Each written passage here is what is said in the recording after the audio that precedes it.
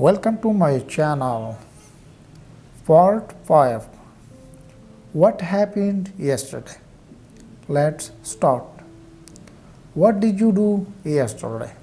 Or how was your day? What did you do yesterday? Or how was your day?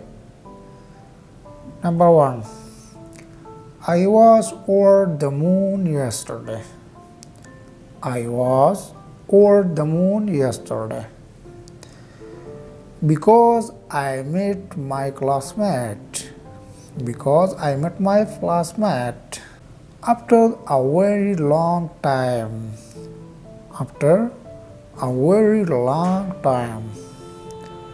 I hugged him tightly.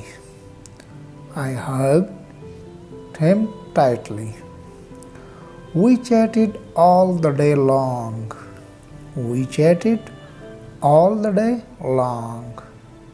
Repeat.